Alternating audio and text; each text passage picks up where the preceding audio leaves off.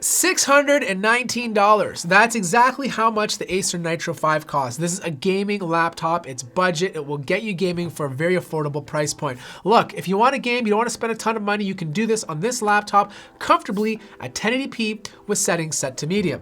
Now, we've seen this design before. It's your typical black and red laptop. In fact, the Nitro line has looked the same for the past few years.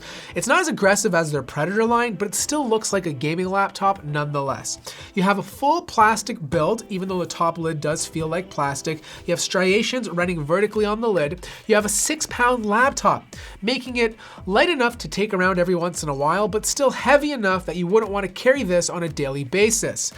The ports. On the left-hand side, you have a Noble Lock, RJ45, USB Type-C, which is not Thunderbolt 3, full HDMI, USB 3.0, and an SD card slot.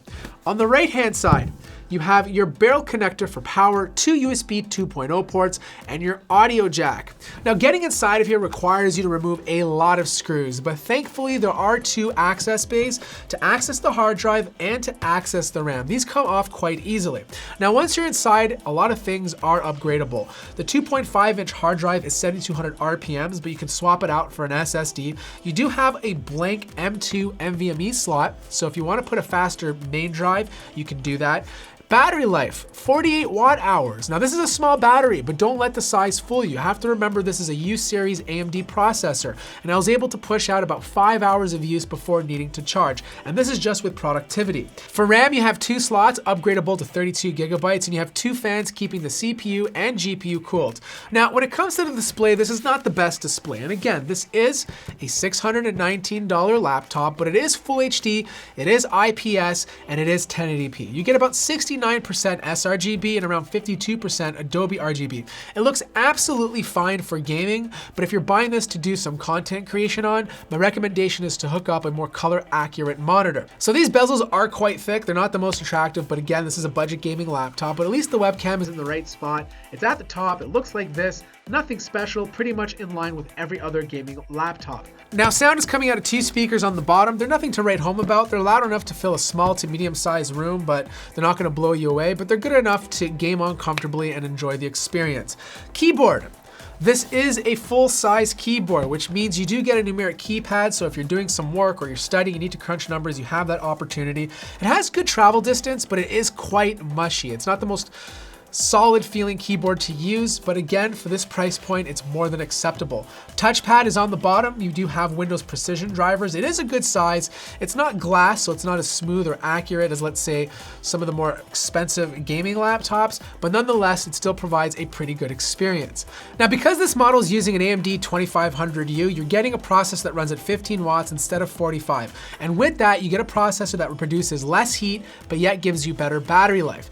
Now, the RX 560 inside of here is a GPU that's very comparable to a GTX 1050. So you are going to be able to game comfortably at 1080p with settings set to medium, some games high like Overwatch, but most of the time it's going to be anywhere from medium to low. Now, I did have a lot of problems when I got this laptop. In fact, when I first started setting it up, it would lag like crazy. And I thought it was just the mechanical drive being the C drive, but it was more than that. It actually had a couple of software issues. And it wasn't until Acer released a BIOS update that it made the laptop actually a lot more enjoyable to use. The unfortunate part was you had to search for the update yourself because the Acer Care Center software would never show that an update was available.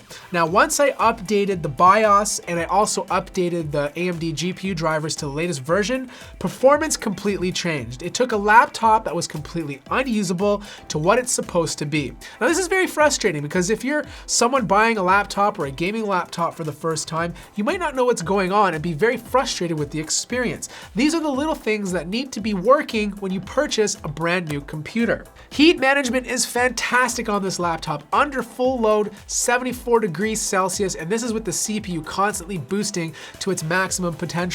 Surface temperatures were also fantastic, 43 degrees Celsius, which is much lower than other gaming laptops, which usually hit about 50. Fan noise is also great because it is using the U-series. It doesn't get that loud under normal circumstances. When it does hit max temperatures or max load, you can definitely hear the fans, but it's not nearly as loud as other gaming laptops. So here are my closing thoughts. The Nitro 5 is such a fantastic deal for a budget gaming laptop, but I do have 3 things to mention.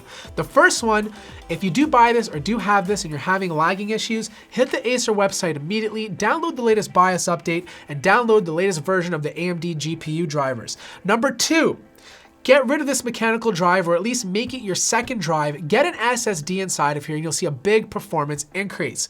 And the third thing, I'm giving one away. There's about 5 to 6 days left on the contest. Link is in the description down below. I hope you guys enjoyed this video. Let me know what your thoughts on this laptop. Like the video if you like it. Subscribe if you haven't already. Hit me up on Instagram for some behind the scenes, and I'll see you guys in the next video.